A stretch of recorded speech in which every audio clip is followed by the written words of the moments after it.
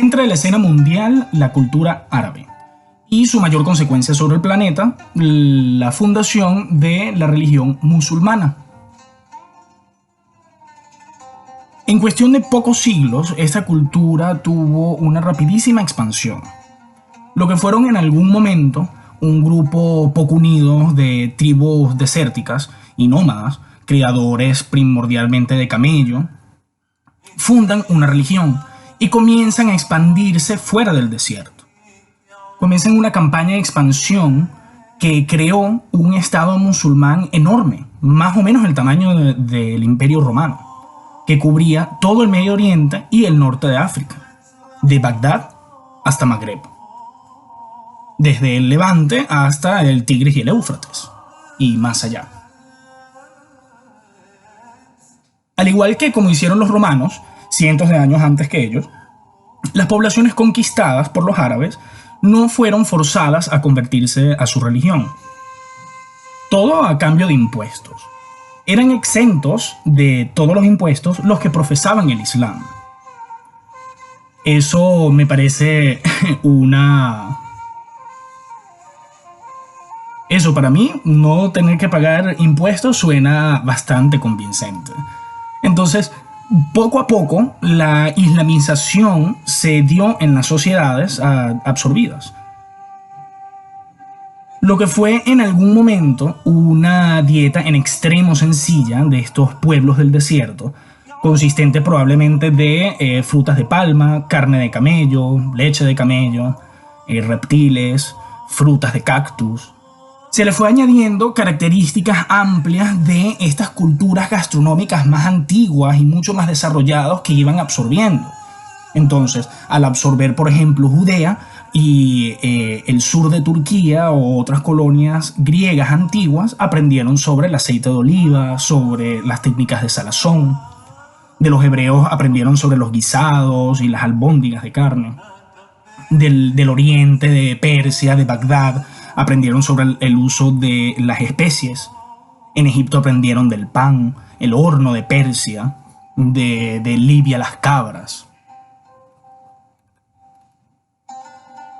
Poco a poco se iba formando una cultura culinaria muy interesante porque básicamente sobrevivió hasta nuestros días de maneras muy similares de hace cientos de años. La religión musulmana demandaba un consumo racional de los ingredientes. Comer nutritivamente, comer balanceadamente, era una norma exigida por la sociedad. Si tú seguías la religión, tú debías alimentarte bien, debías saber comer. El vino, como ya sabemos, no se bebía, tampoco se comía el cerdo, y estos dos alimentos en particular porque estaban específicamente señalados como impuros o peligrosos dentro del libro sagrado del Islam, el Corán. La cúspide cultural, militar, de este imperio o de esta cultura, fue el Al-Andalus. Este fue un reino musulmán que ocupó por mucho tiempo gran parte de la península ibérica, de lo que hoy es Portugal y España. En este momento, los árabes eran la representación del refinamiento, del avance, de la cultura, de la ciencia. Los bárbaros eran los hispanos. La arquitectura, las matemáticas, la medicina, la química tuvieron un desarrollo muy notable y la gastronomía árabe también llegó a su máximo resplandor durante esta época. A través de los árabes fue que España conoció el arroz para la paella, la almendra y el azúcar para los turrones, la alcachofa, la berenjena, el azafrán, la naranja. Muchos consideran la cocina hispano-árabe como la cocina de fusión original, donde se creó una cultura culinaria de dos culturas completamente diferentes e incluso antagónicas. Atender a los invitados a la hora de la tarde era muy importante, se solía comer 5 veces durante el día. A veces recibía gente para hablar de negocios, a veces para pensar en religión. De cualquier manera, estas reuniones solían ser en salones abiertos, idealmente en un jardín muy floreado, muy bien ventilado y perfumado con incienso. Eso sí, puros hombres. Los comensales comían sentados cómodamente sobre cojines alrededor de una mesita bajita y tomaban directamente la comida de la bandeja sin platos individuales con las manos.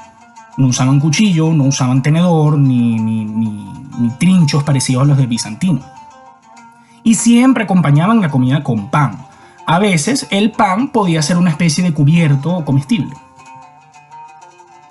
La mayor novedad de la etiqueta árabe, y que fue todo un éxito, fue colocar los platos en la mesa uno a uno. El orden y la manera en que se servían las cosas tenía todo un ritual y una norma. Por ejemplo, no se podían servir platos en una secuencia que no iban bien entre sí. O sea, que si los platos no se pudieran degustar juntos y saber bien, entonces no deberían servirse por separado. El vino de uva, o el vino como tal, era el que estaba prohibido. Ahora, el vino de frutas o los fermentos de otras frutas como los higos, como los dátiles o las rosas o las peras, sí estaban permitidos. De hecho, se bebía estos vinos afrutados, aguados, y en vasos pequeños de porcelana, y de preferencia el vino iba refrescado o refrigerado. Esto también fue toda una moda muy exitosa que todo el mundo quería replicar. En esas mismas tazas de porcelana se bebía café. Café es una palabra de raíz árabe adaptada al castellano justamente en esta época de la Al-Ándalus. Se sabe de dónde proviene el café, proviene de Etiopía, de África Oriental, pero no se sabe en qué momento los árabes comenzaron a tener una cultura de fascinación con el café. Si me preguntas a mí, es claramente buscando un sustituto al alcohol. Bueno, de hecho, no existían los bares.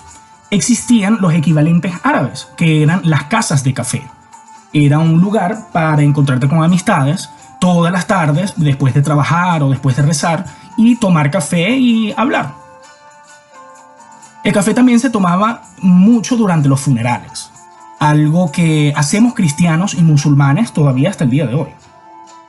El café se bebía en las mañanas, al igual que la mayoría de nosotros el día de hoy. Y se realizaba una especie de ritual del café con cada visita. Esto se llamaba el rito cordobés o rito cordobés del café. ¿En qué consistía?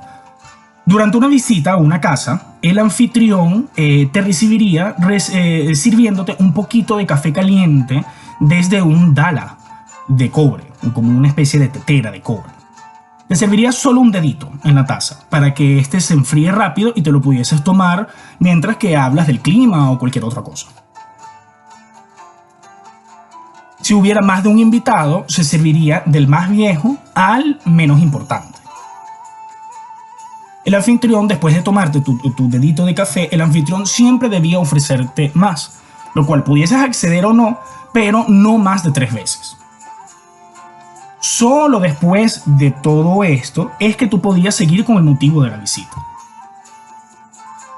Si el invitado no se tomaba su taza de café y colocaba la taza de café en el piso, solo podía significar que venía a decir una noticia muy importante y muy probablemente negativa.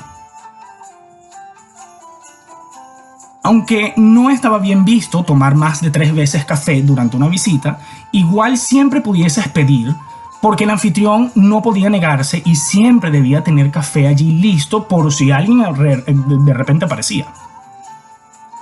Para ellos, la bebida de la civilización era el café.